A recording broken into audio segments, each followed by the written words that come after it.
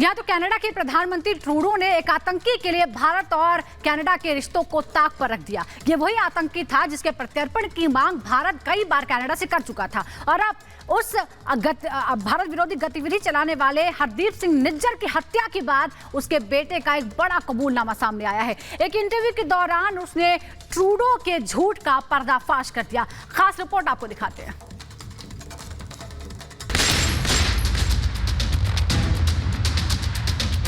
Credible reasons to believe that agents of the government of India were involved in the killing of a Canadian on Canadian soil.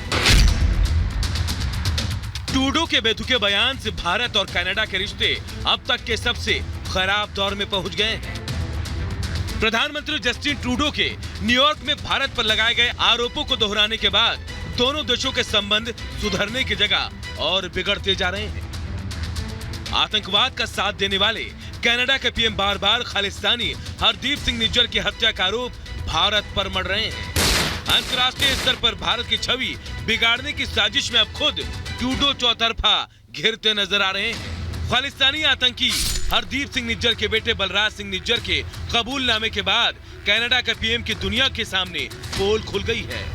Balraj के बड़े खुलासे से साफ हो गया कि कनाडा सरकार भारत विरोधी साजिश रचने वाले आतंकियों का खुलकर समर्थन करती है। कनाडा के प्राइम मिनिस्टर का ये जो उन्होंने स्टेटमेंट कहा है कनाडा में जाके G20 के बाद, ये बहुत ही बुरा तरीका स्टेटमेंट उन्होंने किया। उन्होंने ऐसे स्टेटमेंट से बचना चाहिए था, क्योंकि कनाडा में किसी एक व्यक्ति की मर्डर होता है, उस व्यक्ति के नाम पर कई ऐसे गुन्हे दर्ज है और उसकी इंक्वायरी होने के पहले इस तरह से उन्होंने डाउट करना, यानी इंडिया के इंटरनल मैटर्स में इस तरह से कुछ लोगों को भड़काना, ये मुझे लगता है कि बहुत उन्होंने बचना चाहिए ऐसा स्टेटमेंट करने से। एक इंटरव्यू में बलराज ने कहा है कि उसके पिता कनाडा के खुफिया एजेंसी से लगातार मिलते थे। आतंकी के बेटे के अनुसार CSIS यानी कैनेडियन सिक्योरिटी इंटेलिजेंस सर्विस के अधिकारियों से हफ्ते में 2-3 बार निज्जर की मुलाकात होती थी। 18 जून को हत्या से 1 या 2 दिन पहले भी इनकी मुलाकात हुई थी। बलराज ने बताया कि कनाडा के पुलिस ने निज्जर को हत्या से पहले चेतावनी दी थी कि उसकी जान को खतरा है। इस साल के फरवरी से ही हरदीप सिंह लगातार CSIS के संपर्क में था।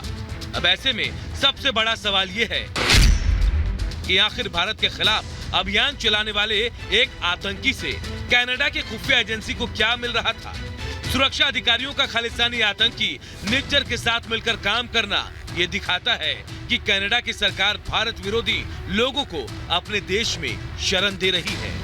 रेड कॉर्नर नोटिस के बाद भी कनाडा सरकार ने निज्जर को अपने देश की नागरिकता दी थी और वो बड़े ही मजे के साथ वहां रह रहा था। हरदीप निज्जर का नाम 2018 में भारत की तरफ से ट्रूडो को सौंपी गई लिस्ट में भी था, लेकिन उस समय कनाडा सरकार ने कोई कार्रवाई तो नहीं की। अलबत्ता निज्जर की हत्या का आरोप भारत पर ही मढ़ दिया। भारत पर आरोप लगाकर ट्रूडो खुद अपनी ही जाल में फंस गए।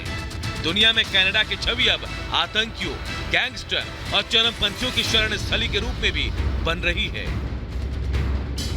Bureau report, Republic Bharat. तो भारत के खिलाफ जस्टिन ट्रूडो ने एक झूठ का पुलिंदा बनाया जो कि दुनिया के सामने पेश किया, लेकिन ट्रूडो का झूठ जो है वो सामने आ चुका है। ट्रूडो की पोल पूरी तरह से खुल चुकी है। आपको बता दें ये पोल खोली है लॉरेंस बिश्नोई के एक पोस्ट ने, जिसके जरिए ट्रूडो का खालिस्तानी कनेक्शन निकलकर सामने आ चुका है और इसी के साथ में भारत के खिलाफ कनाडाई साजिश की इनसाइड स्टोरी देखिए इस रिपोर्ट में।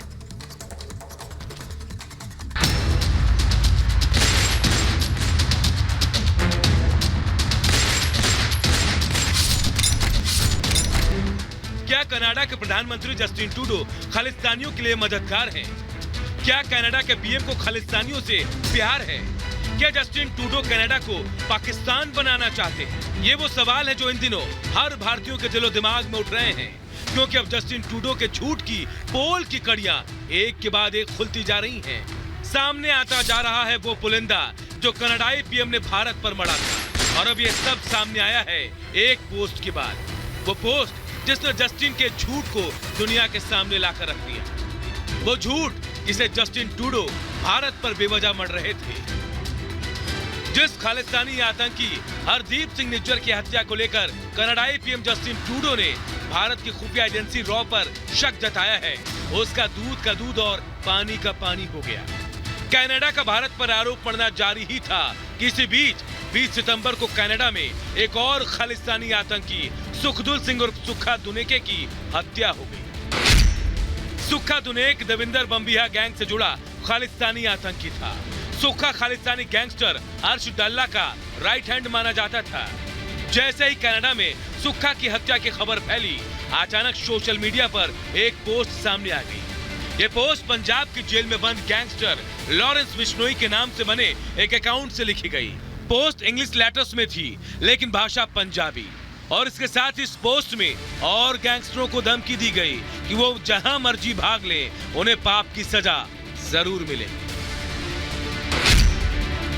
जब पोस्ट को ध्यान से देखेंगे तो ये पोस्ट बताती है कि सुक्खा की हत्या गैंग वॉर में हुई। लॉरेंस बिश्नोई की इस पोस्ट में चारों नामों का जिक्र है: बम्बिहा, गुरलाल बराड़, विक्की मिद्दू खेड़ा और संदीप नागर। इन्हीं नामों के चारों तरफ ये जंग की पूरी कहानी घूमती है। वैसे तो हर गैंग को अपने इलाके में दूसरे गैंग से दिक्कत होती है, ऐसे ही बम्बिहा और बिश्नोई गैंग दोनों की लड़ाई में कई हत्याएं हुई हैं। बम्बिहा गैंग ने अक्टूबर 2020 में चंडीगढ़ में गुरलाल बराड़ की हत्या कर दी। गुरलाल गोल्डी बराड़ का छोटा भाई और बिश्नोई गैंग का सदस्य था। इसी हत्या के बाद बिश्नोई गैंग और बम्बिहा गैंग के बीच दुश्मनी बढ़ती गई। अगस्त 2021 में मोहाली में विक्की मिद्दू खेड़ा की हत्या हुई, जिसकी जिम्मेदारी बम्बिहा गैंग ने ली। लॉरेंस बिश्नोई गैंग ने 29 मई 2022 को सिद्धू मूसेवाला की हत्या कर गुरलाल और मिद्दू खेड़ा की मौत का बदला लिया। इसके बाद सितंबर 2023 में बम्बिहा गैंग ने संदीप बिश्नोई और सेठी की हत्या कर दी। संदीप लॉरेंस का खास था, जिसके बाद 20 सितंबर को बिश्नोई गैंग ने सुक्खा की हत्या कर गुरलाल, मिद्दू खेड़ा और संदीप की मौत का बदला ले लिया। एक के बाद एक गैंगवार में हो रही हत्या और बिश्नोई गैंग के पोस्ट से ये साफ है कि कनाडा में न सिर्फ गैंगवार बल्कि भारत के खिलाफ प्रोपोगेंडा भी चल रहा है, और इस प्रोपोगेंडा को फैलाने में ट्रूडो का भी हाथ है। माना जा रहा है कि भारत के खिलाफ बयानबाजी कर कनाडाई प्रधानमंत्री खालिस्तान वोटर को साध रहे हैं, जिससे अगले चुनाव में उनको खालिस्तानियों का न सिर्फ वोट मिले बल्कि पूरा समर्थन भी मिले। Bureau report, Republic Bharat.